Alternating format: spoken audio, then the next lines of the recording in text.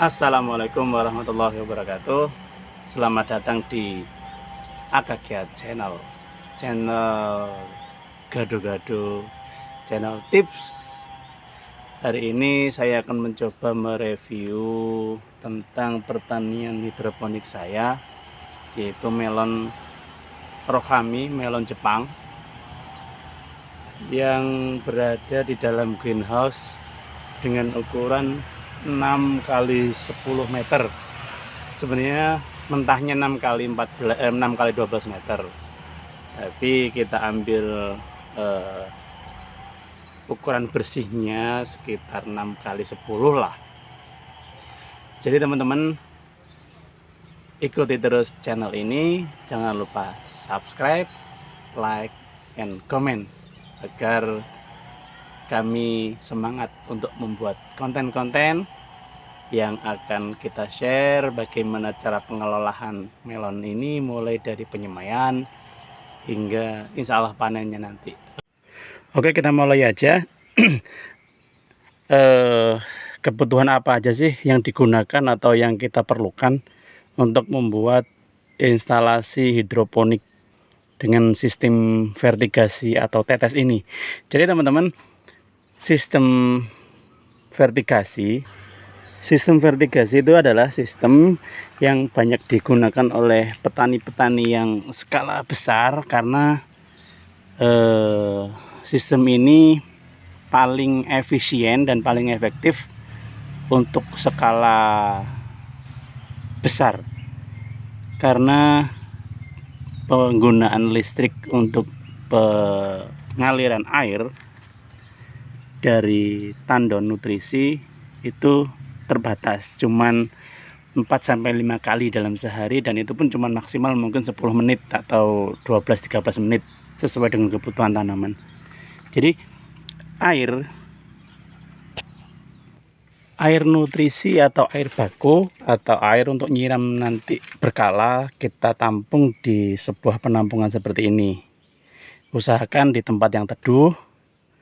Kemudian air itu akan kita pompa menggunakan pompa listrik. Pompa listrik seperti ini saya Shimizu. Untuk pompa air jenis Shimizu yang saya gunakan ini sebenarnya kuat untuk 1000 sampai 1200 atau 1500 pohon nanti ya. Tapi sementara ini saya masih menggunakan untuk 200 pohon. Nah, gimana caranya biar tidak terjadi kerusakan di instalasi pipa? Nah, nanti kita akan menggunakan ini teman-teman. Nah, berhubung penggunaan kita sedikit, cuman sekitar 200 pohon, maka kita berikan valve atau klep di sini untuk mengembalikan sisa air dari pompa tersebut.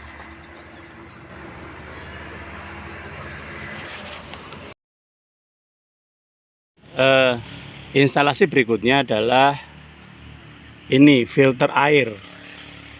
Jadi sebelum masuk ke instalasi perpipaan yang akan dialirkan menuju ke selang-selang vertigasi atau selang-selang drip, kemudian masuk ke dalam emitter, nanti kita tunjukkan emitter itu seperti apa, selang vertigasinya seperti apa.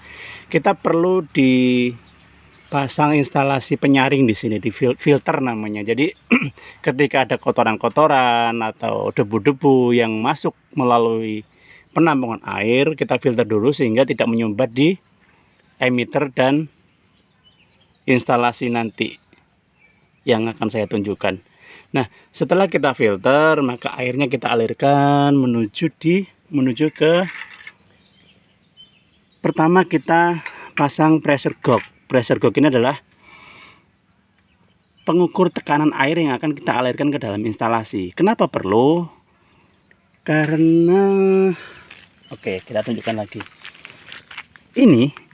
Ini emitter, drip emitter ini hanya bekerja di tekanan maksimal berapa ya, sekitar 4 bar mungkin jebol dia nanti. Ini kan gampang sekali lepas teman-teman. Ini namanya drip emitter 2 liter per jam.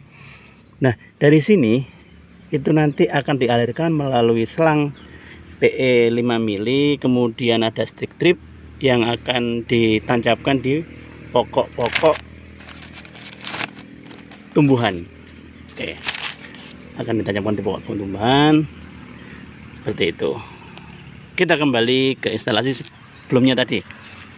Oke, setelah kita ukur tekanan yang akan masuk ke instalasi, kalau saya menggunakan 2 bar atau 1 bar cukup untuk memenuhi 200 pohon ini sekitar 5-10 menit. Nah, kenapa kalau kita perlu menggunakan pressure gauge? Kita akan mengukur berapa jumlah air yang kita kocorkan di setiap polybag. Nah, ini kita punya timer. Sekali nyala saya di sini hanya 5 menit, teman-teman. Dengan tekanan 2 bar, kemudian nyala listrik 5 menit, maka kebutuhan 200-250 ml yang akan kita siramkan ke setiap pohon-pohon ini cukup. Nah, itu mudahnya menggunakan instalasi ini. Kita kembali lagi ke instalasi. Nah, setelah kita ukur dengan pressure gauge, kita perlu menggunakan alat yang namanya air valve release, teman-teman. Apa itu? Yaitu sebuah alat yang digunakan untuk membuang udara yang terjebak di dalam instalasi sebelumnya. Nah, kan pasti ada itu udara yang terjebak di dalam instalasi ini. Kenapa perlu dibuang? Karena agar setiap titik-titik ini nanti, setiap titik-titik drip emitter ini memiliki jumlah air yang keluar sama. Oke, setelah dikeluarkan sisa-sisa air yang masuk ke dalam pipa ini melalui pressure gauge ini, water valve release, air valve release, kemudian airnya mengalir lagi.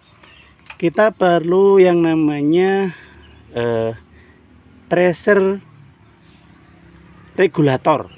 Nah, pressure regulator ini ada banyak macamnya, ada yang 15, 20 PSI, 25 PSI, 30 PSI.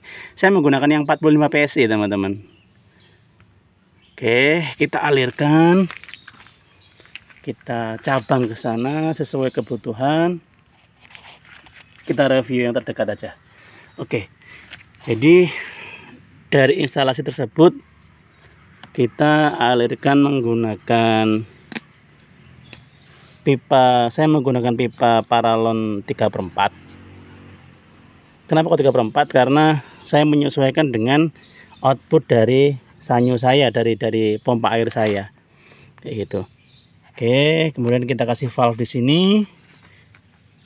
Dari valve ini kita alirkan dengan menggunakan pipa HDPE 16 mili.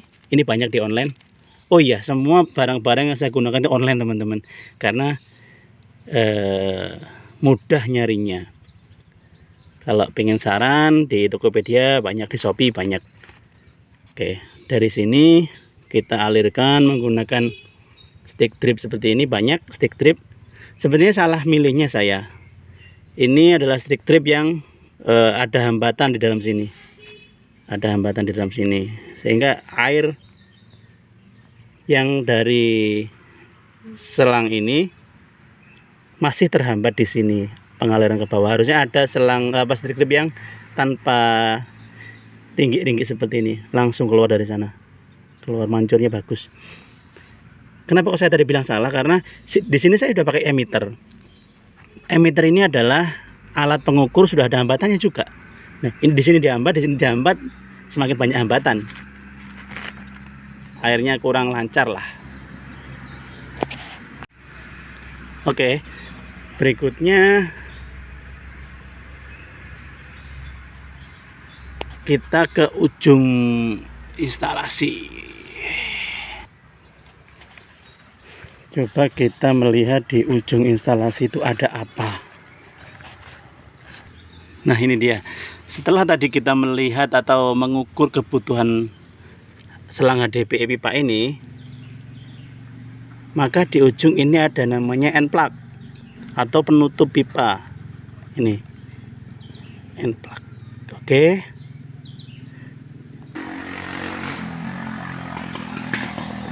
End plug. Alhamdulillah. Ini mungkin sekitar 6 onan ini, Masya Allah. Oke, untuk instalasinya itu teman-teman, besok atau lusa insya Allah kita bikin review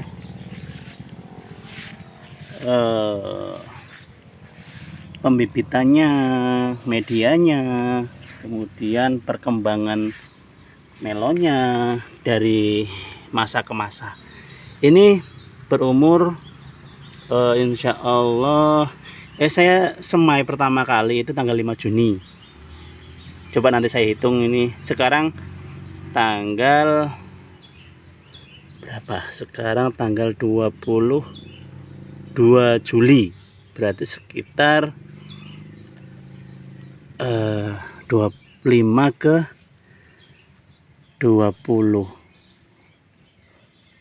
15 17 47 hari setelah semai.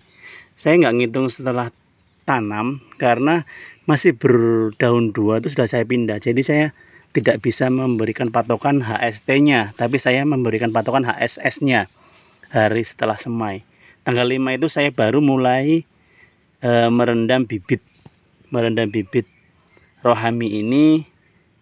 Kemudian setelah 3 hari, 2 atau 3 hari mulai berkecambah, itu baru saya taruh di tray.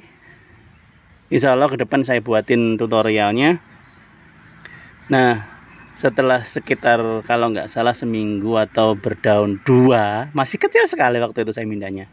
Saya langsung pindah ke sini. Jadi harusnya pemindahan dari bibit ke media tanam atau polybag itu minimal 10 sampai 15 hari atau bahkan ada yang 20 hari, teman-teman. Oke. Itu dulu.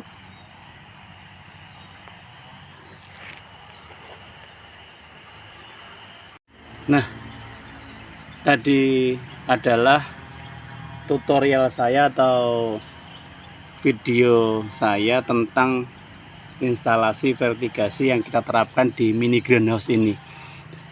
Itu dulu. Ke depan saya akan membuat review lagi tentang bagaimana cara penanamannya, kemudian medianya apa, penyemaiannya, segala macamnya, obatnya apa, pupuknya apa. Insya Allah akan kita update berkala. Jadi teman-teman jangan lupa untuk mensubscribe channel ini agar kita semangat untuk memberikan tips-tips, memberikan ilmu-ilmu, dan semoga bisa ditiru dan pertanian kita semua sehat, besar, manis, dan jayalah petani hidroponik Indonesia. Assalamualaikum warahmatullahi wabarakatuh.